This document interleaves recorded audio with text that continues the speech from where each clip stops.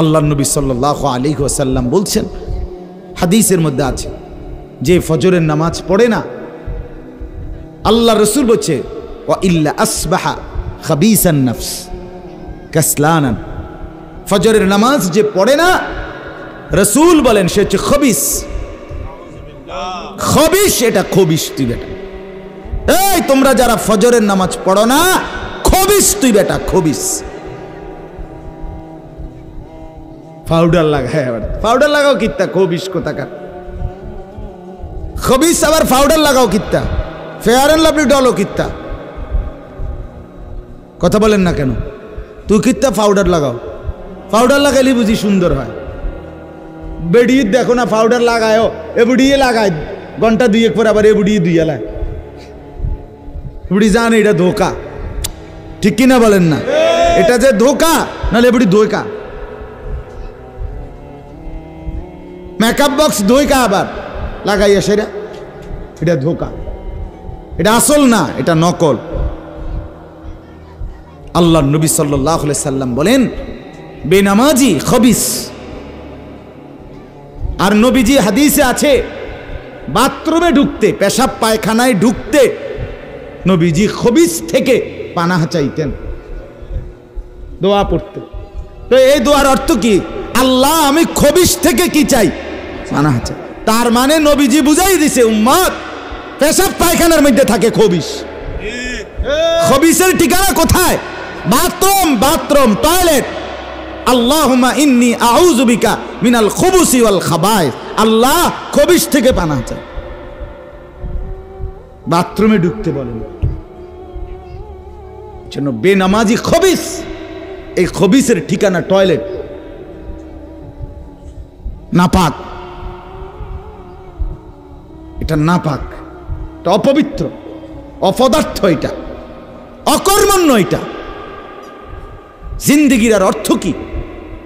জীবন মানে খানা, জীবন মানে ঘুম, জীবন মানে লজ্জাস্থানের চাহিদা পূরণ, যৌন চাহিদা পূরণ, এই তিন জিনিস। তাহলে কুকুরের সাথে, বিড়ালের সাথে, গরু ছাগলের সাথে তফাৎ কি? ওই প্রাণীগুলোও তো খানা, ঘুম এবং যৌন চাহিদা পূরণ করে কিনা? কথা বলেন না কেন? কুকুরের ছাও আছে কিনা? তো কুকুর বিড়াল খায় কিনা? কুকুর বিড়াল ঘুমায় কিনা? তো তোমার সাথে তফাৎ কি? বেনামাজি বলে সেজদা নাই যার কপালে। আমনের লগে জানোয়ারের পার্থক্য কোথায়? আমনে খারাইয়া কোনছে ভিডিও করুক, আমনে কোন? হ্যাঁ হ্যাঁ বলেন, এখন বলেন, আমরা শুনি, এনে 10 জনে বিচার করুক। পার্থক্য কোন? আপনার সাথে জানোয়ারের তফাৎ কি? ছেলেরা বলো বাবা, তোমরা যারা মাগরিবের নামাজ পড়ো নাই, হ্যাঁ, লজ্জা কোথায় তোমাদের? শরম কোথায়? এই বেহায়া, কোন লজ্জায় আল্লাহর জমিনে চোখ তুলে তাকাও? হ্যাঁ, নির্লজ্জ। ছি ছি ছি ছি।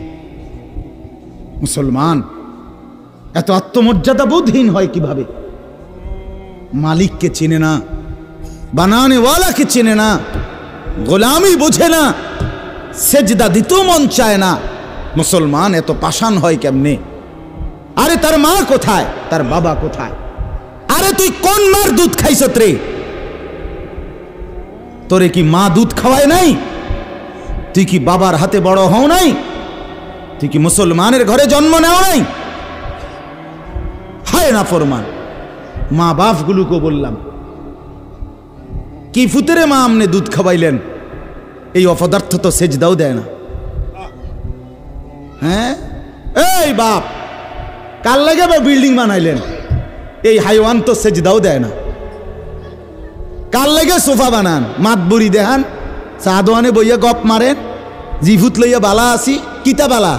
এ ফাঙ্গাস আর তেলাপিয়া খান যে, এ কারণে বালা। হ্যাঁ, এ ফার্মের মুরকা আর কক মুরকা, দুন্দুল আর করলা, দৈন্যা তার কাঁচামরিচ, টমাটো আর এ শশা,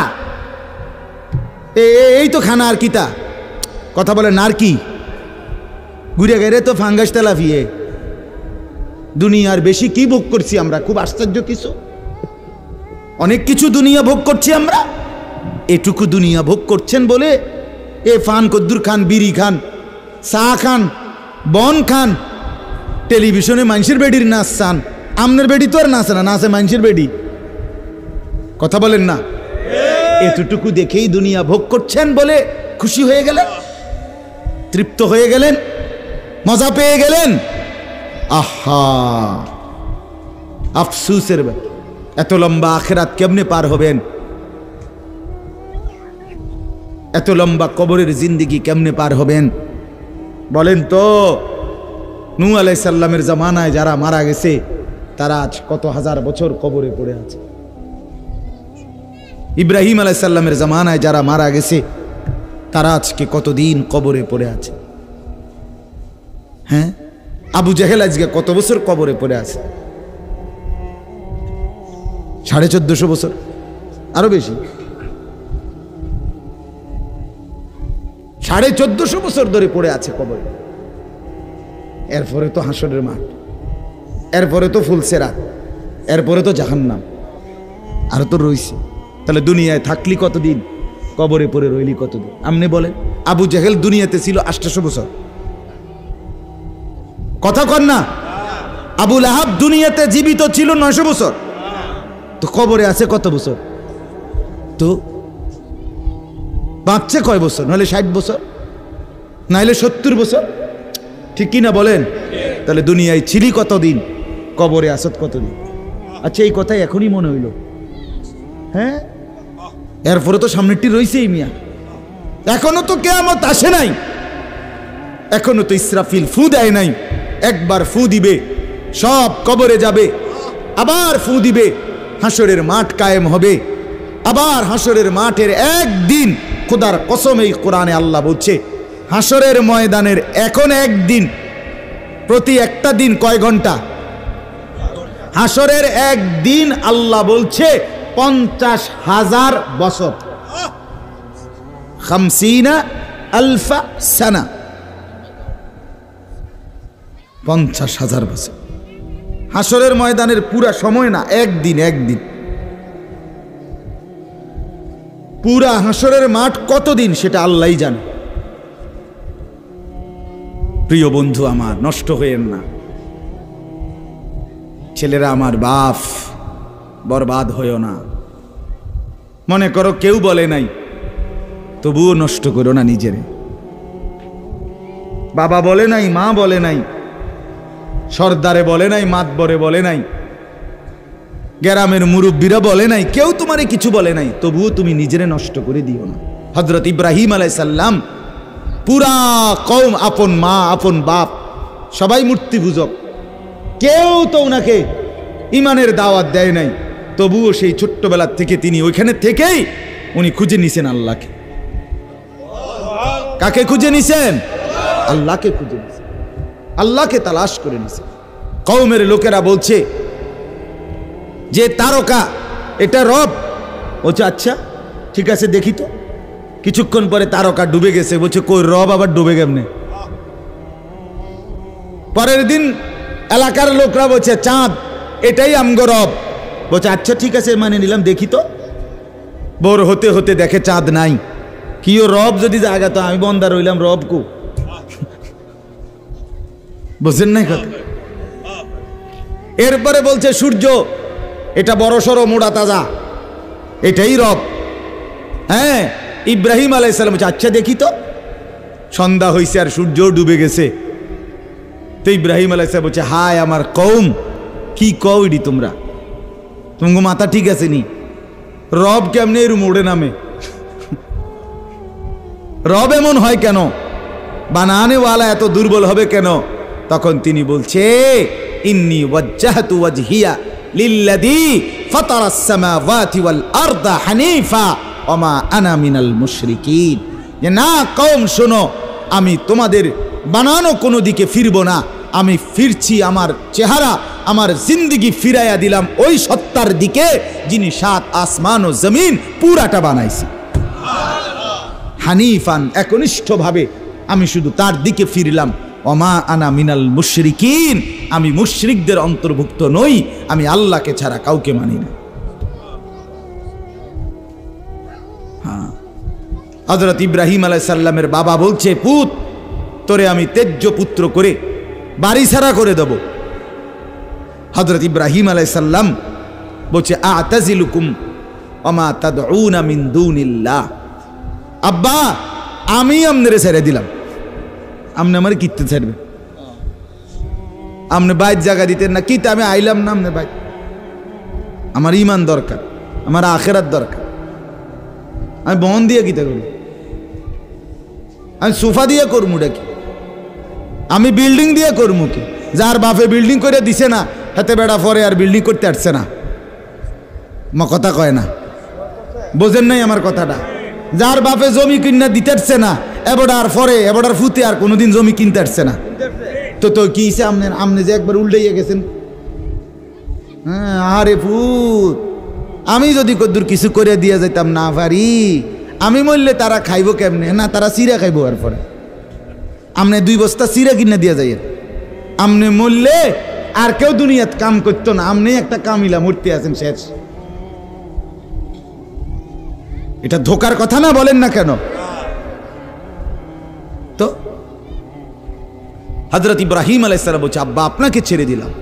ওমা তাদউনা মিন দুনিল্লাহ, আল্লাহকে বাদ দিয়ে যে আপনি যাকে ডাকেন সেই মূর্তি, আল্লাহকে বাদ দিয়ে যেগুলোকে আপনি ডাকেন, বাপ আমি এগুলোকেও ছেড়ে দিলাম। এবার ইব্রাহিম নবী বললেন, ওয়া আদউ রাব্বি, আমি শুধু কেবল আমার রব আল্লাহকে ডাক দিলাম, গোটা দুনিয়া ছেড়ে দিলাম বাপ, সংসারও ছেড়ে দিলাম বাপ, আপনি মা বাবার মায়াও ছেড়ে দিলাম, আমি শুধু আমার আল্লাহকেই ডাকলাম।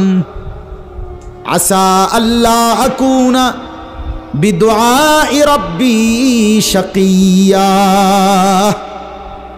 এবার ইব্রাহিম নবী বলেন, আব্বা আমি বিশ্বাস করি আমার ওই এক আল্লাহকে ডেকে কেউ কোনোদিন বঞ্চিত হয় না। মখলুককে ডেকে হেরে যায়, নেতা ভুলে যায়, কর্মীও ভুলে যায়, মা বাপও অনেক সময় রাগ করে, মা বাপ অনেক সময় ভুলে যায়, সন্তানও মা বাপকে ভুলে যায়, সবখানে হইতে পারে এমন, কিন্তু আমার আল্লাহকে ডেকে কেউ এমন হয় না যে বঞ্চিত হয়। আল্লাহকে বান্দা যখন জমিন থেকে ডাক দেয় আল্লাহ রব্বুল আলামিন সাথে সাথে বলে লাব্বাইক ইয়া আবদি, আমার বান্দা আমি হাজির, বল না বান্দা কি দরকার। বান্দা আবার বলে আল্লাহ, আল্লাহ আবার বলে লাব্বাইক, আছি তো বলো না। বান্দা বলে সুবহানাল্লাহ, আল্লাহ বলে শুনছি তো বান্দা, বলো না কি চাও বান্দা। বান্দা আবার বলে আলহামদুলিল্লাহ, আল্লাহ বলে বলো না কি চাচ্ছ বলো। আল্লাহু আকবার বলে আবারও বলছি কি চাচ্ছ বলো না, আমি তো শুনতেছি, আমি তো আছি বান্দা। কিন্তু বান্দা যখন শুধু আল্লাহকে ডাকতে থাকে, জিকির করতে থাকে, তাসবিহ পড়তে থাকে, মনের কষ্ট দুঃখ বেদনা চাওয়া পাওয়া কিছুই বলে না, শুধু জিকির করে, শুধু জিকির করে, শুধু আল্লাহকে ডাকে, আল্লাহকে ডাকে, শেষ পর্যন্ত আল্লাহ খুশি হয়ে বলে বান্দা তুই যেহেতু আমাকে ডেকে মজা পাইছো, ঠিক আছে বান্দা তুমি আমাকে ডাকতে থাকো, আমি আল্লাহ তোমাকে দিতে থাকি। কি লাগবে আমি তো জানি, তোর বিবি অসুস্থ আমি কি জানি না, তোর ছেলে বিদেশে অসুবিধায় আছে আমি কি জানি না, কথা বলেন, তোর যে শরীরের সমস্যা আমি কি এটা জানি না, আমি তো সব জানি, কোথায় তোর কোন মুসিবত। আল্লাহর আড়ালে কি কিছু হয়, আল্লাহর গোপনে কি কিছু হয়, তাইলে আল্লাহর ইচ্ছা ছাড়া কি কিছু হয়। এজন্য মোবাইলের কথা বলতে গিয়ে এতগুলোর কথা লম্বা বললাম। ছেলেদেরকে বললাম বাবা অনেক ছেলে বসছো, মাশাআল্লাহ, আল্লাহ খুব বরকত দান করে। আজকে মুসলমানের যুবক তোমাদের ফেরার অপেক্ষা ইসলাম। তোমরা যদি নামাজি না হও, চরিত্রবান না হও, জীবনটা যদি নারীর পিছনে আর ছবির পিছনে, নর্তকীর পিছনে আর উলঙ্গ ছবির পিছনে, মদ, জুয়া, জিনা, ব্যভিচারের পিছনে শেষ করে ফেলো। এই চোখের দৃষ্টি, এই নজর, এই চোখের দৃষ্টি, এটা যদি নষ্ট করে ফেলো গুনাহ দেখতে দেখতে, নাপাক ছবি দেখতে দেখতে, তো তোমরা নিজের জীবনই ভালো বাঁচবা কেমনে, ইসলামের জন্যই লড়বা কেমনে? আর মুসলমানের যুবক যদি হেরে যায়, মুসলমানের যুবক যদি পড়ে যায়, তো দ্বীনের জন্য জানবাজি রাখবে কে? এ বুড়ারা, 60 বছর 70 বছরের বুড়া, এবারা আর দৌড়তে পারবো? এবারা দোয়া না করবো? কথা বলেন না কেন? মুরব্বীরা কি করবে? কলিজা ছিঁড়ে দোয়া করবে। অতএব আমি আপনাদের কাছে এতক্ষণের কথার মূল একটা উদ্দেশ্য, আমি 2টা আয়াত পড়ছি, এই আয়াতের আঙ্গিকে কথাটা বলার জন্য বলছি। আজকে আমরা গুনার মধ্যে সবচেয়ে বেশি, বহুভাবেই আমাদের মধ্যে গুনাহ আছে, বাকি এই নজরের গুনাহ আমাদের সবচেয়ে বেশি। কিসের গুনাহ বলেন না? নজরের গুনাহ। আমাদের চোখ নিয়ন্ত্রণ হারা, বাঁধন হারা। আমাদের যুব সমাজ, ছেলে মেয়ে, তাদের পুরাটা চোখ তারা মোবাইলকে দিয়ে দিছে। ওই যে আগে যে শুনছি যে স্বেচ্ছায় চক্ষুদান করত, কথা বুঝছেন না কথা? হ্যাঁ, মরণোত্তর চক্ষুদান। এই মরণোত্তর চক্ষুদান না, জীবিত চক্ষুদান। ওই দেখেন, ওই দেখেন, ইয়া দেখো, ওই মোবাইল কার হাত, এতে সাইজ হলো ট্যাবলেট সাইজ, তার থেকে তার মোবাইল বড়। যেই অপদার্থ তার হাতেই মোবাইল দিছে, ওই সবচেয়ে বড় অপদার্থ। ওইটা একেবারেই অপদার্থ। সে যদি ভাই হয় তো ভাই অপদার্থ, বাপ যদি হয় ওইটা অপদার্থ বাপ। এই সন্তান নষ্ট করার সবচেয়ে বড় দায়ী আপন গার্জিয়ান। মা বেডি 2 বছরের বাচ্চাটারে বড় মোবাইলটা দিয়ে দিছে, তুই টিপ, এটা তুই তাবু ডিস্টার্ব করিস না, আমি সাইজ দিয়ে আসি ড্রেসিং টেবিলে, এবুডি পাউডার ডলে, হেতে মোবাইল টিপ। কথা বুঝেন নাই? ও বেডি হিন্দি সিরিয়াল দেখে টেলিভিশনে, হ্যাঁ, হিন্দি সিরিয়াল দেখে, ইন্ডিয়ান সিরিয়াল দেখে, কি দেখে? মনোযোগ দিয়ে দেখে। হিন্দি সিরিয়ালের সবগুলোর মূল বৈশিষ্ট্য হলো স্বামী স্ত্রীর ঝগড়া, শাশুড়ির থেকে জামাইরে কেমনে আলাদা করতে হবে, দেবর ননদের কেমনে স্বামীর থেকে বিচ্ছিন্ন করতে হবে, মানে সংসার কিভাবে তছনছ করবে, এটা হলো ওই বেঈমানদের সবচেয়ে বড় ষড়যন্ত্র। সবগুলোর বৈশিষ্ট্য এটা। মহিলারা এইটা দেখা বিবাহের পরে 6 মাসও একসাথে আর থাকতে চায় না। 6 মাসও না। বেডির সিদ্ধান্ত, মরি আর বাসি, তে বেড়ারে তার বাপ মার থেকে আলাদা করুন। জীবনের সাধনা এটা। হায় হায়, লানত, অভিশাপ ওই নারীর প্রতি, যে নারী তুমি বেটি তোমার একটু সুখের জন্য স্বামী বেচারাকে আলগা করে লাইলা। তুমি তো কিছুক্ষণের সুখ হয়তো পাইবা, কিন্তু এই স্বামী মা বাবার নাফরমানির কারণে এই ছেলেটা তারে তো চিরদিনের জন্য জাহান্নামী বানাই দিল। মা বাপ যদি কষ্ট পায়, আহাজারি করে, মা বাপের কলিজার মধ্যে যদি ব্যথা লাগে, তো এই সন্তান জাহান্নামী হবে না? বলে। এজন্য আমরা প্রত্যেকেই এই কথাটা বলতেছিলাম, আজকে আমাদের সবচেয়ে বড় গুনাহ আমাদের ছেলেদের, আমাদের মেয়েদের, আমাদের নারীদের, আমাদের পুরুষদের, আমাদের জওয়ান, আমাদের বুড়া, আমাদের যুবতী, আমাদের বৃদ্ধা, সবার একটাই বড় রোগ। আমরা চোখ অনিয়ন্ত্রিত। বুড়া মানুষও টেলিভিশন চায়, বুড়া চাচা বাঁকা হয়ে গেছে, কাশে বেরামে ধরে গেছে, কিন্তু এবার টেলিভিশন সাউন্ড, বেডির সাউন্ড, চা দোকানে নাচ গান দেখার অভ্যাস ছোটে নাই। এমন অভ্যাস আছে কিনা বলেন না? যার নাই হেবড়া রাগ না হইলেই ভালো। আর যে বেটা রাগ হইলে, আপনার এই অভ্যাস থাকলে, আপনার রাগ হইলেই কি আর আসলেই কি। অতএব নজর নিয়ন্ত্রণ করা চাই, নজর হেফাজত করা চাই, নজর সুন্দর করা চাই। অতএব আমার বাপ, আমি আপনাদের কাছে কোরআনুল কারীমের এই 2টা আয়াতের তর্জমা শুনাইতে চাই। এটা পুরুষদের জন্য, নারীদের জন্য, উভয়টা। একজন মুসলিম পুরুষ, তার ব্যাপারেও আল্লাহর হুকুম, একজন মুসলিম নারী, তার ব্যাপারেও আল্লাহর হুকুম। উভয়কে আল্লাহ তাআলা বলছে চরিত্রের হেফাজতের জন্য সবচেয়ে প্রথম শর্ত, 1 নাম্বার দৃষ্টি হেফাজত। কোনো মানুষের চরিত্র সুন্দর কিনা এটার প্রমাণ তার নজর ঠিক কিনা। আমরা ওই কথা শুদ্ধ কয়, ফ্যান ফিনছে, শার্ট গাও দিছে, স্প্রে লাগাইছে, কথাবার্তা এমনি কুমাইয়া কয় জি জি জি আঙ্কেল কেমন আছেন, ভালো আছেন, এ আর মাশাআল্লাহ দেখছুনিও ভদ্র ভদ্র বাইয়া পড়তে আছে একবারে বড়। না না না না, 1 নাম্বার পবিত্রতা, সুন্দর উত্তম আখলাক, সৎ চরিত্রবানের 1 নাম্বার বৈশিষ্ট্য হলো যে যার চক্ষু নিরাপদ, যে চোখ নিরাপদ রাখে। 1 নাম্বার এটা আল্লাহ তাআলা বলেন। আর চূড়ান্ত হলো যে নিজের লজ্জাস্থান হেফাজত করে। এই 2 দিকের বেড়া, মাঝখান দিয়ে এর ভিতরে যা আছে সবগুলো এতে নিয়ন্ত্রিত হবে।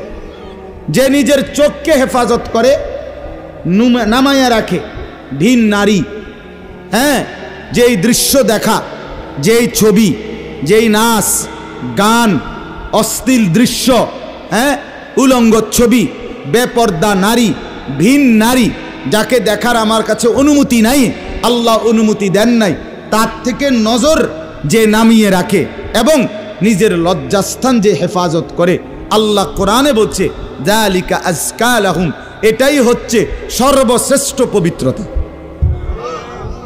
এটাই হলো সর্বশ্রেষ্ঠ, কি বলেন না, পবিত্র, সেই বড় পবিত্র। এবার এই শুদ্ধ কথা কোক আর সিটেঙ্গা কথা কোক, কথা নোয়াখাইল্লা হোক আর সিলিটটা হোক, এটা দেখার বিষয় না।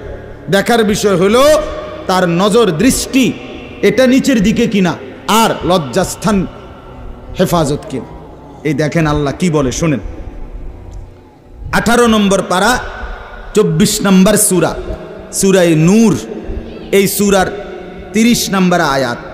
আল্লাহ তাআলা বলেন, কুল, হে নবী আপনি বলুন, লিল মুমিনিন, সমস্ত মুমিন পুরুষদেরকে, পুরুষদেরকে মানে এই হুকুম কার্যকর শুরু হবে যেই ছেলেটা সাবালক হইছে, যেই মেয়েটা সাবালক হইছে, ওই দিন থেকে 100 কার্যকর।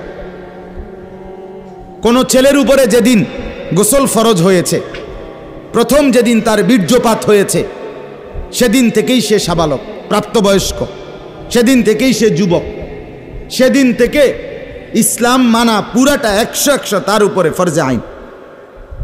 ওই দিন থেকে তার 1 মিনিট 1 সেকেন্ড হিসাবের বাহিরে হবে না। প্রতি সেকেন্ড নিঃশ্বাসের জন্য তাকে মৃত্যু পর্যন্ত, মানে বালেগ হওয়ার দিন থেকে মৃত্যু পর্যন্ত যে হায়াত পাইছে যেদ্দুর, আল্লাহর কাছে হিসাব দিতে হবে তদ্দুর। রাতের হিসাব, দিনের হিসাব, হাঁটলে বসলে উঠলে খাইলে ঘুমাইলে, এমনকি নিঃশ্বাসের হিসাবও খোদার কসম আল্লাহর কাছে দিতে হবে। কোনো মেয়ে যেদিন তার প্রথম মাসিক শুরু হয়েছে 13-14 বছর বয়সে, সেদিন থেকে সে প্রাপ্তবয়স্কা, সাবালিকা, সে যুবতী। অতএব সেদিন থেকে মৃত্যু পর্যন্ত তার হায়াত যতদিন পাইছে, একদিনের ভালো মন্দ, জায়েজ না জায়েজ, হালাল হারাম, বৈধ অবৈধ, সব কিছুর হিসাব সে আল্লাহর কাছে দিতে হবে। কথা বুঝলেন কিনা আপনি? হ্যাঁ, এটা জরুরি, এটা জরুরি। স্বামীর কারণে, শ্বশুরের কারণে, স্ত্রী মহিলা বলেন আমার স্বামী বাধ্য করছে দেবরের সাথে দেখা করা, স্বামী বাধ্য করছে ভাসুরের লগে দেখা করতে, খোদার কসম স্বামী যদি আসমান ভাঙ্গেও মাথাত ফালায়, তারপরও স্ত্রীর জন্য এই কথা মান্য করা স্বামীর হারাম। আর স্বামী যদি এই হারাম কাজের জন্য বাধ্য করে স্ত্রীকে, এই স্বামী জালেম। এই স্বামী কি বলেন না কেন, শাস্তো ভাই, জ্যাঠতো ভাই, খালতো ভাই, ফুফাতো ভাই, দুলা ভাই, তারারে কইছে বাদ বাইরা দাও, তুমি আজ্ঞায় দাও, তারা মেহমান সব সময় কি আর আইয়েনি? হ্যাঁ, যেই স্বামী বলে, যেই শ্বশুর বলে, এই উভয়টাই জালেম, নিকৃষ্ট পাপী, সীমা লঙ্ঘনকারী, সীমা লঙ্ঘনকারী, কোনো সন্দেহ না, কোনো সন্দেহ। আল্লাহকে, আল্লাহর হুকুমের বিরোধিতা করে মাখলুকের হুকুম মানা অনুমতি নাই, অনুমতি নাই। হযরত ইব্রাহিম আলাইহিস সালামের বাবা ওনাকে মূর্তি পূজা করতে বাধ্য করতে চাইছে, করছে না? কইছে না যে নরে তেজ্য পুত্র করে দেবো বেড়া? কোরআনের আয়াত। ইব্রাহিম আলাইহিস সালাম বলছে আমনেরে আমি ছেড়ে দিলাম। কিসের জন্য? ঈমানের জন্য। কিসের জন্য বলেন না?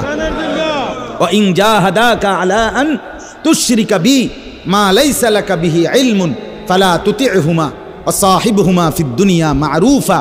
কোরআনে আল্লাহ বলেন, তোমার মা বাপ যদি তোমাকে আমি আল্লাহর সাথে শিরিক করতে বলে, তুমি কোনোভাবেই তার অনুসরণ করবে না। হ্যাঁ, তবে মা বাবার সাথে কষ্টদায়ক আচরণ করবে না, ব্যবহার করবে ভালো, ব্যবহার করবে উত্তম, তার গায়ে হাত দিবে না, তারে ধাক্কা দিবে না, তারে গালি দিবা না, তারে ধমক দিবা না, কিন্তু তার কথা মানবা না। কোন কথা? আল্লাহর নাফরমানির কথা, শিরিক, কুফর, নাজায়েজ, হারাম, হারাম। সেদিন আমার কাছে এক যুবক ভাই জিজ্ঞেস করছে এ কথা, যে তার বাবা তাকে বাধ্য করতেছে তার দোকান দেখাইয়া 5 লাখ টাকা সুদে টাকা নিয়ে দিতে। মন নাই? আমি পরিষ্কার আমরা বলছি যে অসম্ভব কথা। তোমার বাপ প্রয়োজনে তোমারে ঘর থেকে বের করে দিবে, দেও। এক তো তুমি তারে গালি দিও না, কিন্তু তুমি তার এই কথা মান্য না। এই কথা মানার অধিকার, যেটা আল্লাহ হারাম করছেন সেটা বাবার কথার কারণে হালাল? আরে বলেন না কেন? যেটা আল্লাহ হারাম করছেন সেটা স্বামীর কথার কারণে হালাল না। না, আমি কিতা করতাম, বেডিতে এই সমস্ত ফাঁকনা কথা কইলে হইতো না। তে বেড়া বাতানে চাইলানে আমি রাইন্দা দেই, এরপরে কিতো বেডি হেতে কইতে পারবো। আরে আলাপ, এসব আলাপ করলে হইতো। ফেরাউনের ঘরে বিবি আসিয়া, ফেরাউনের মতো জালেম কাফের, তার ঘরে নিজের ঈমান 100 ঠিক রাইখা দেখায় দিছে পৃথিবীবাসীকে যে জমিনে ফেরাউনের চাইতে বড় কাফের কে হবে। আমি তার ঘরে থাইকা ঈমানদার থাকছি, আমি স্ত্রী আসিয়া, আমি জান্নাতি। অতএব পৃথিবীর সবচেয়ে বড় জালেমের ঘরে থাকলেও, পাপীর ঘরে থাকলেও তোমাকে আখিরাত বরবাদ করতে পারবা না। আল্লাহ আমাদের মা বোনদেরকে বুঝার তৌফিক দান করে, আপনাদেরকেও বুঝার তৌফিক দান। নিজের স্ত্রী, নিজের কন্যাকে বাজারের পণ্য বানাবেন না। আত্মমর্যাদা বহুত বড় সম্পদ, গায়রত।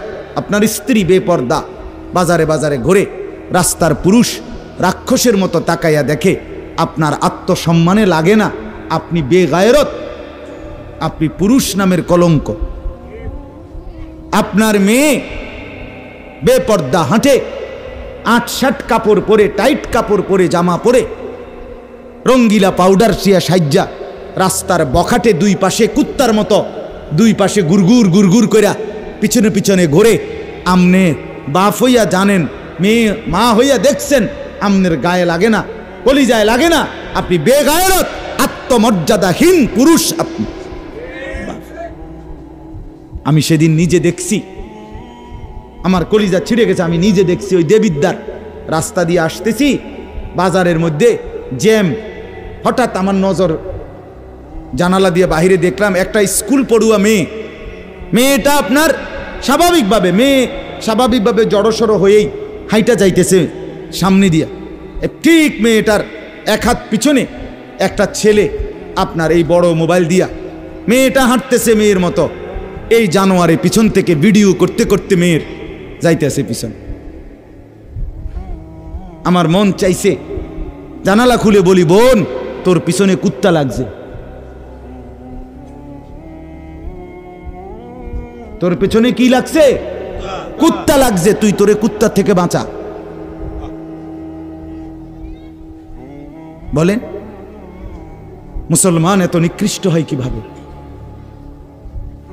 আমরা নিজে কিতাবে পড়ছি, আজকেও পড়ছি ইয়াহিয়া, এই বইটা ফিলিস্তিনি বই, এটাতে লেখা আছে পৃথিবীর পশ্চিম প্রান্তে, মনে করেন পৃথিবীর এদিকে শেষ প্রান্তে যদি কোনো মুসলমান বোন নির্যাতিত হয়, খোদার কসম পৃথিবীর পূর্ব প্রান্তের শেষ মুসলমানের উপরও ফরজ ওই বোনের ইজ্জতের বদলা নেওয়া।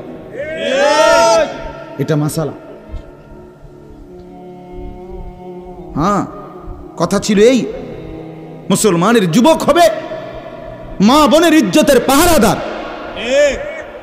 আহা, কোথায় সেই মোহাম্মদ বিন কাসেম, 17 বৎসরের যুবক, আরব থেকে, আরব জাহান থেকে আসছে ভারতে, সিন্ধু প্রদেশে দেবল রাজার এলাকায় একজন বোনকে একজন ডাকাত, জলদস্যু, একজন পানির ডাকাত জলদস্যু তৎকালীন জামানায় একজন মুসলিম বোনের গায়ের ওড়না ধরে টান দিছিল। তখন ওই বোন চিঠি পাঠাইছিল হাজ্জাজ ইবনে ইউসুফের কাছে আরব দেশে, হাজ্জাজ তুমি বেঁচে থাকতে তোমার মুসলিম বোনের গায়ের ওড়না ধরে টান দিছে বেঈমান কাফের, তুমি এর বদলা নিবা কিনা আমি শুনতে চাই। হাজ্জাজ ইবনে ইউসুফ, আমরা কিতাবে পড়ছি, এরকম চেয়ার ছেড়ে লাফ দিয়া দাঁড়াইয়া চিৎকার দিয়া বলছে, বোন আমার, গোটা আরবের সমস্ত মুসলমান যুবক প্রয়োজনে জান দিবে, আরবের সমস্ত যুবকের কলিজা যাবে, জান দেবে, শাহাদাত বরণ করবে প্রয়োজনে, তবু আমি তোমার এই বেইজ্জতির বদলা নেব। 3 বার সেনাবাহিনী পাঠাইছে সে, 3 বার। প্রথম 2 বার পরাজিত হইছে মুসলিম বাহিনী, তৃতীয়বারে নিজের একমাত্র মেয়ের জামাই মোহাম্মদ ইবনে কাসেম রাহমাতুল্লাহ আলাইহি, এই উনি ওনারে দিয়া এরপরে এই সিন্ধু দেবল রাজাকে পরাজিত করে ওই বোনকে জেলখানা থেকে উদ্ধার করছে এবং এই হিন্দু রাজার এলাকায় কালেমার পতাকা উড়াইয়া দিছে। হ্যাঁ, সেখান থেকেই এই ভারতীয় উপমহাদেশে মুসলমানদের যাত্রা, ইসলামের সূচনা। এক বোনের ইজ্জতের জন্য ধর্ষিতা হয় নাই, কাপড় টান দিছে কেন? খলিফা মুতাসিম বিল্লাহ, এক ইহুদি, খলিফা মুতাসিম বিল্লাহ মুসলমানদের একজন খলিফার নাম উমাইয়া খলিফা। ওনার আমলে একজন মহিলা ইহুদিদের এলাকায় গেছিল, বাজারে পর্দানসীন বোরখাওয়ালা নারী। ওই ইহুদি, দুষ্ট এক ইহুদি, ওই মহিলার পিছন দিক দিয়া, বোরকার পিছনে কৌশলে পিছন দিক দিয়া গোপনে এমন এক রশি টান দিস বাঁধছে। রশি বাঁধ দেওয়ার কারণে মহিলা যখন সামনের দিকে আগাইছে, তখন এই রশির টান লাগাতে মহিলার বোরকা উঠে গেছে উপরের দিকে সামান্য, উনি পড়ে গেছে। এই মহিলা ওই বাজারে চিৎকার দিয়া বলছে, ওয়া মুতাসিমা, হায় মুতাসিম তুমি কই? তোমার মুসলিম বোনকে বেইজ্জতি করছে। সাথে সাথে খলিফা মুতাসিম বিল্লাহ পুরা বাহিনী নিয়ে আইসা ওই ইহুদি অঞ্চল পুরা জ্বালায় ফেলছে। কথা ছিল এই, বা কথা ছিল এই, রক্ত আর আমাদের গায়রত আর আমাদের হারিয়ে ফেলেছি। পরের মেয়ে দেখতে দেখতে, পরের নারী দেখতে দেখতে, টেলিভিশন দেখতে দেখতে, নিজের বিবি বাচ্চারও লাগাই দিছেন, নিজের ঘরে টেলিভিশন চাইতো, নিজেও বইয়া বইয়া সাদো আনে বেড়ি চান, টেলিভিশন চান, ফুতেও সারা রাত সারা দিন সমবয়সী ফুলানের লগে হাইটটা মোবাইলে ছবি চায়, তো সমাজ গড়বে কে? পরিবার নিরাপদ থাকবে কেমনে? কথা বলেন না কেন? বুড়ারাও সাদো আনে, বেড়ি তো ঘরের টেলিভিশনে, ফুলা ফাইনে মোবাইলের আড্ডায়, তো মানুষ চরিত্রবান হবে কিভাবে? কমপক্ষে মুরব্বিগত লজ্জাবোধ থাকা উচিত। আমার এটা মাথাতে ধরে না, মানে দাড়িওয়ালা 60 বছরের বুড়া বেড়া কেমনে বেড়ি চায় সাদো আনে বই? আমার একারে বহুদিন ভাই, আমি এটা অনেকদিন চিন্তা করে চাইছি, মানে এটার কারণটা কি? আরে এরকম বুড়া বেড়া কিনলে বেড়িয়ে চাই? আমনের কি জীবনটা আজ এতটা বছর পরেও এখনো আমনের আখেরাতের কথা মনে পড়ে নাই? আরে কি ডাকাইতো আমনে? আমনে মরতেন না? আয় হায় হায়, আল্লাহ, একটা সমাজের মধ্যে কিছু মানুষ তো থাকা উচিত। আরে বলেন না, 2, 4, 10, 50 জন মানুষ তো একটা সমাজে থাকা উচিত, যারা সবাইকে চরিত্রের কথা, আখলাকের কথা, নামাজের কথা, আল্লাহর কথা, পরকালের কথা বলবে। এটা কি উচিত না? কথা বলেন, উচিত না? কিছু মানুষ উচিত না। কই মানুষগুলো কই? বলেন না চাচা ওই মানুষগুলো কই? চেয়ারম্যান ভাই বলেন কই মানুষগুলো কই? আচ্ছা চেয়ারম্যান আপনি কোন ভাই, আমি তো এতক্ষণ খেয়াল করি নাই। আরিফ ভাই আমাদেরও খুব কলিজার টুকরা, মহব্বতের আমার। তো আপনি বলেন, একজন চেয়ারম্যানকে বলতে বলেন মাইক দিয়ে, এখন এক সপ্তাহ এক মাসে এই নারী গঠিত কেলেঙ্কারির কি পরিমাণ বিচার তারা করতে হবে? আমি অসংখ্য চেয়ারম্যানের সাথে কথা বলছি, প্রায় বলে হুজুর সমাজটা খাইয়া লাইছে একবার। এই যে বলতেছে এটাই বেশি। চরিত্রহীনতার সয়লাভ। আহা আহারে নারী, বেচারা স্বামী 16 বৎসর বিদেশ করছে, হায় রে কলজা ফাটা তার কষ্ট। কি পরিমাণ রোদ্রে টাকা রোজগার করছে, কয়টা টাকা। আমি তো সৌদি আরবে যে কয়বার আল্লাহ নেওয়ার তৌফিক দিছে, হজ উমরায় গেছি অন্য কোনো কারণে না, প্রতিবারেই দেখছি বাফ আহারে প্রবাসীদের কষ্ট কাকে বলে। প্রখর রোদ। এই শুধু তর্জমাটা শোনেন, 5 মিনিটে শেষ হয়ে যাবে তর্জমা। আল্লাহ তাআলা বলেন কুল্লিল মুমিনিনা, হে নবী আপনি মুমিন পুরুষদেরকে বলেন। তাহলে পুরুষ বলতে কি বুঝাইছি বুঝছেন তো এটা নাকি? যেদিন থেকে সাবালক, আর মহিলা যেদিন থেকে তার মাসিক শুরু হয় প্রথম, সেদিন থেকে নারী। আল্লাহ বলেন হে নবী প্রত্যেক পুরুষকে বলেন ইয়াগুদ্দু মিন আবসারিহিম ওয়া ইয়াহফাজু ফুরুজাহুম, তারা যেন বাধ্যতামূলক 2টা কাজ করে। এক, ইয়াগুদ্দু মিন আবসারিহিম, তারা যেন তাদের চোখ নিচের দিকে নামায় ভিন নারী থেকে, নাজায়েজ দৃশ্য থেকে, যে জিনিস দেখার অনুমতি নাই, যেই ছবি দেখার অনুমতি নাই, যেই নারীকে দেখার অনুমতি নাই, তার থেকে যেন তারা চোখ নামায়। ওয়া ইয়াহফাজু ফুরুজাহুম, এবং প্রত্যেকটা মুমিন যেন নিজের লজ্জাস্থানকে হেফাজত করে। নিজের লজ্জাস্থান হালালভাবে অনুমোদিত ছাড়া, স্বামী স্ত্রীর পবিত্রতা ছাড়া অন্য কোনো ক্ষেত্রে নিজের লজ্জাস্থানকে হারামভাবে যেন ব্যবহার না করে। নিজের হাত দ্বারা কোনো অবৈধ কাজ যেন না করে, নিজে পুরুষ যেন কোনো অবৈধ নাচ না করে, বিন নারীর সাথে যেন নিজের লজ্জাস্থানের জিনা বেবিচার, যেন অসভ্যতা অশ্লীলতা এমনটা যেন না করে। আল্লাহ বলেন যালিকা আজকা লাহুম, কি হবে এতে?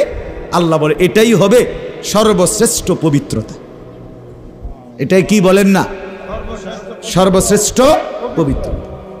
ইন্নাল্লাহা খাবীরুম বিমা ইয়াসনাউন, আল্লাহ বলে যত কৌশলে, যত ফন্দিতে, যত বুদ্ধিতে, যত সিক্রেটে, যত গোপনে তোমরা যে যাই করো, আমি আল্লাহ 100 খবর রাখি। আমার কাছে কিছু গোপন নাই। অন্তরের হালাত, বাহিরের হালাত, কক্সবাজারের দৃশ্য আর বাড়ির দৃশ্য, রাত গভীরের দৃশ্য, দিনের আলোর দৃশ্য, গোপন জায়গায়, হোটেলে, রেস্তোরাঁয়, অথবা পার্কে, বিনোদন কেন্দ্রে, অথবা মোটরসাইকেলে আরেক বেটার মেয়ে আরেক দিকে নিলাগা, যাই নাও, যেখানেই নাও, যত গোপন জায়গায়, মা দেখে নাই, বাবা দেখে নাই, গ্রামবাসী শুনে নাই, কেউ জানে নাই, কিন্তু আল্লাহ বলে বান্দা আমার খবর আছে, আমার থেকে আড়াল করতে পারবে না। অতএব চোখের হেফাজত, চোখের হেফাজত।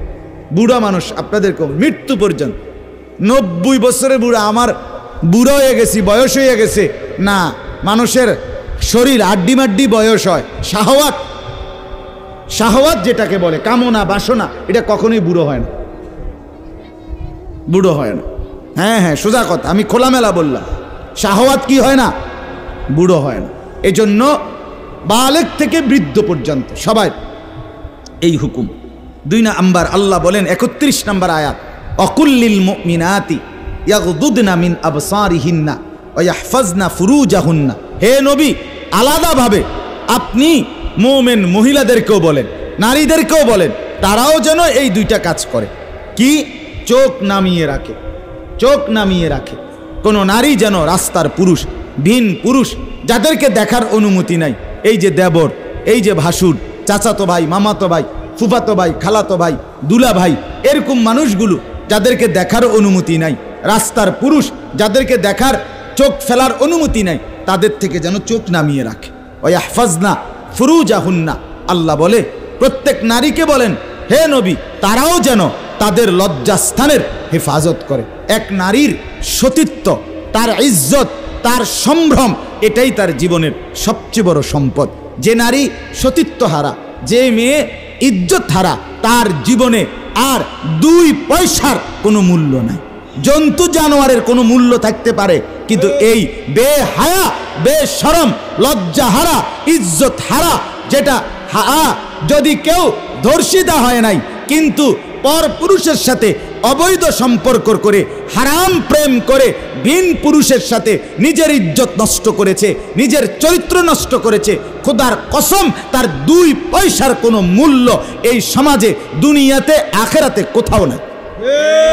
সে ঘৃণিত, সে লাঞ্ছিতা নারী, এটার আর কোনো মূল্য নাই। এই জন্য বিবাহ বহির্ভূত প্রেম করার পরে, বিবাহ করার পর এই বিবাহ আর টেকে না। আমার কাছে বলি, হুজুর কি গভীর সম্পর্ক ছিল, এখন বিয়ে করলাম, 8 মাস না যাইতেই সংসারটা জাহান্নামের টুকরা হয়ে গেছে। আমি বললাম মূল কারণ হইল বিয়ার আগে আমনও হেবুডির কোনো দোষ ধরেন নাই, হেবুডিও আমনের কোনো দোষ ধরেন নাই, শুধুই কেবল ভালোই বাসছেন, কিচ্ছু আর কোনো ত্রুটি দেখেন নাই। তুমি না খুব ভালো, ও না এত ভালো, এটি তো ছিল আগে, যে সময় আপনি বালা বালা খাওয়াইছেন, চটপুটি, নুডলস, তারপরে বিভিন্ন বার্গার, এই সময় তো আরামে কথা কইছে। এখন যখন বিবাহ হয়ে গেছে, সংসার শুরু হয়েছে, এখন নুনের মধ্যেও দোষ, চিনির মধ্যেও দোষ। নুনও আগের মতো কড়া লাগে না, চিনিও আগের মতো মিঠা লাগে না। কথা বুঝেন না? এখন ভালোবাসা ঠুস। ভালোবাসা কি? এজন্য আল্লাহ বলেন, নারীকে বলেন নজর নামাইতে এবং নিজের লজ্জাস্থান হেফাজত করতে, বাকিটা অন্য কোনো দিন। আল্লাহ তাআলা আমাদের প্রত্যেক পুরুষ নারী, যুবক যুবতী, জওয়ান বুড়ো প্রত্যেককে নিজের চরিত্রের সৌন্দর্যের জন্য চোখ দৃষ্টি নামানো এবং লজ্জাস্থান হেফাজত রাখবার তৌফিক দান করেন। আল্লাহ তাআলা কবুল করেন।